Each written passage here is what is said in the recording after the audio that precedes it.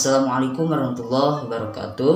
Perkenalkan, nama saya Abdul Aziz Rudini dari program studi pendidikan agama Islam, Fakultas Pendidikan Islam dan Keguruan Universitas Garut.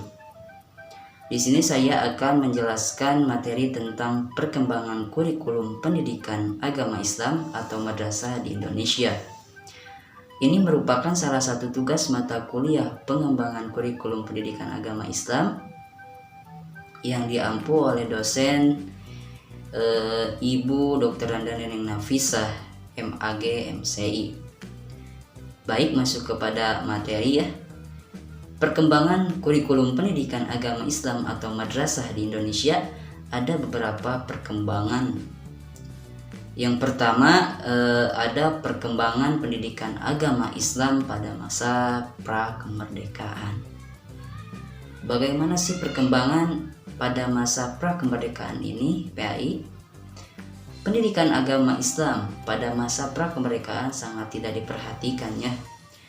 Karena pendidikan pada pra-kemerdekaan ini dipengaruhi oleh kolonialisme yang berpusat pada agama mereka atau penjajah yang dibawa dari negaranya.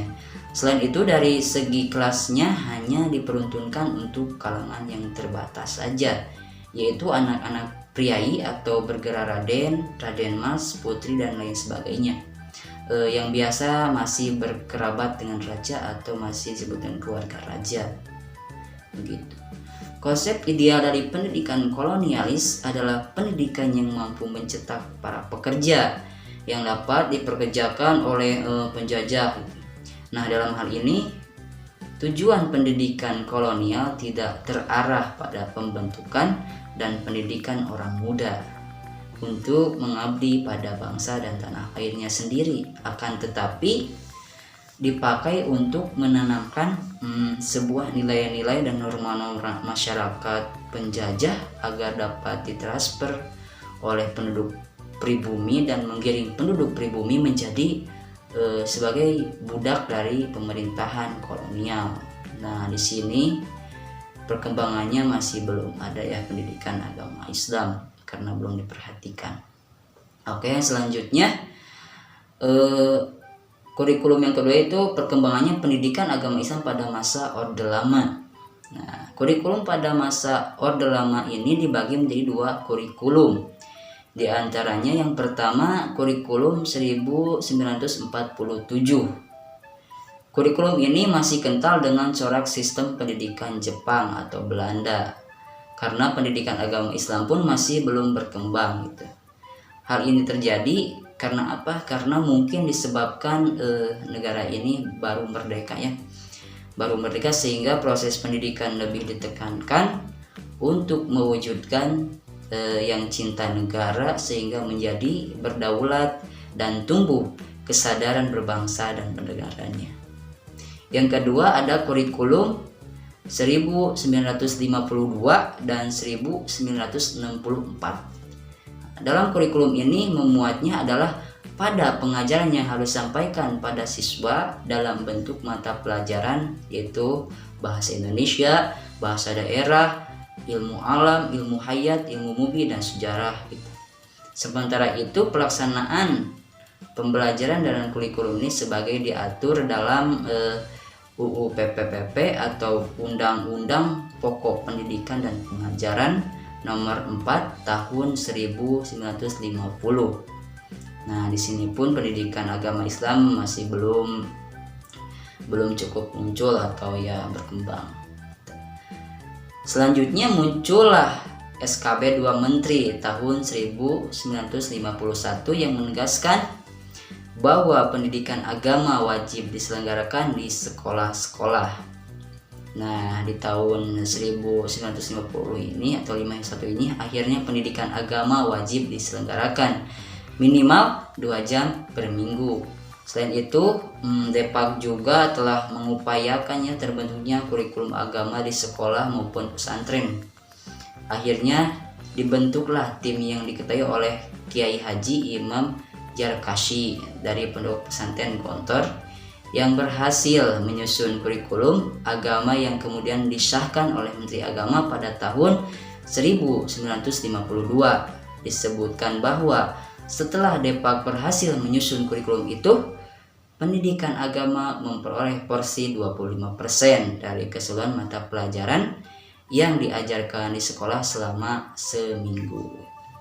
Itulah dimana masa perkembangan PAI pada masa Orde Lama. Yang selanjutnya ada kurikulum pendidikan agama Islam masa Orde Baru. Peralihan dari era Orde Lama ke Orde Baru ini pada akhirnya turut berdampak pada wajah pendidikan nasional. Buktinya yaitu yang berlaku di era Orde Lama juga turut berganti. Di bawah ini adalah model kurikulum yang berlangsung selama Orde Baru. Antara lain 1. Kurikulum 1968. Boleh dibilang kurikulum ini adalah penyempurna dari kurikulum 1964 gitu. Sejak kemerdekaan, kurikulum ini menjadi model kurikulum terintegrasi. Fokus kurikulum ini tidak lagi Pancawardhana sebagai kurikulum 1964. Itu hanya saja pelaksanaan pendidikan agama kebijakannya kurang lebih sama dengan kurikulum 1964. Jadi kebijakan pendidikan agama masih sama ya. Yang kedua ada kurikulum 1975. Dalam kurikulum ini, orientasi pendidikan adalah untuk meningkatkan efektivitas dan efisiensi kegiatan belajar mengajar. Di era ini dikenal istilah satuan pelajaran yang merupakan rencana pengajaran pada setiap bahasan itu. Sementara tujuan pendidikan dan pengajaran terbagi pada tujuan pendidikan umum, tujuan institusional, tujuan kurikuler, tujuan instruksional umum, dan tujuan instruksional khusus. Pendidikan agama Islam dalam kurikulum 1975 mengalami perubahan yang cukup signifikan ya.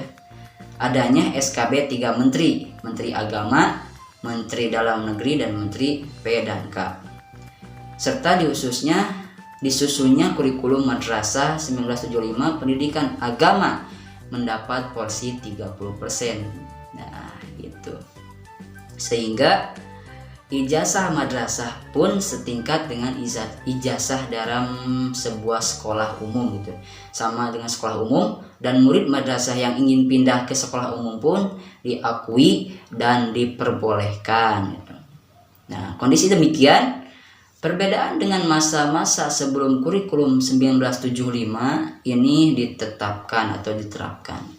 3. Kurikulum 1984 gitu. Boleh dibilang kurikulum ini adalah penyempurnaan dari kurikulum 1975. Peran siswa adalah mengamati sesuatu, mengumpulkan dan mendiskusikan hingga melaporkan. Model ini disebut cara belajar siswa aktif atau CBSA. CBSA memposisikan dulu sebagai visitatornya, sehingga bentuk kegiatan ceramah tidak lagi ditemukannya dalam kurikulum ini. Dan pendidikan agama dikuatkan melalui SKB 2 Menteri, Pendidikan P dan K, dan Menteri Dalam Negeri, yang mempertegas lulusan madrasah juga bisa melanjutkan ke pendidikannya ke sekolah umum gitu. Yang keempat, kurikulum 1994 dan suplemen kurikulum 1999. Kurikulum 1994 merupakan hasil upaya untuk memadukan kurikulum-kurikulum sebelumnya, terutama kurikulum 1975 dan 1984. Yang patut dicatat dalam periode ini gitu adalah terbitnya Undang-Undang Sikdisnas Nomor 2 Tahun 1989 yang menegaskan bahwa madrasah adalah lembaga pendidikan yang berciri khas Islam, artinya muatan kurikulum struktur dan konsepnya senapas dengan nilai-nilai Islam. Lebih lanjut atau lebih jauh dengan Undang-Undang Sikdisnas ini, pendidikan agama Islam akhirnya berjalan satu paket dengan sistem pendidikan nasional. Nah, gitu. Bisa disimpulkannya dari pemaparan di atas bahwa pada Orde Baru ini kurikulum 1968, 75, 84, dan 1994 dan suplemen kurikulum 1999 pendidikan agama Islam akhirnya berjalan satu paket dengan sistem pendidikan nasional. Materi selanjutnya adalah kurikulum pendidikan agama Islam pada masa reformasi. Sejarah telah mencatat bahwa pergantiannya rezim maka akan berdampak pada perubahan kebijakan yang berlaku. Era reformasi adalah era yang dimana mengedepankan keterbukaan, transparansi, dan akuntabilitas. Nyatanya telah pula berpengaruh pada dunia pendidikan nasional ya. Kurikulum di era reformasi juga telah mengalami beberapa perubahan. Di antaranya, satu adalah kurikulum KBK. Era reformasi telah memberikan ruang yang cukup besar bagi perumusan kebijakan-kebijakan pendidikan baru yang bersifat reformatif dan revolusioner. Era ini memiliki visi untuk mewujudkan masyarakat Indonesia yang berdaya saing maju, sejahtera dalam wadah NKRI.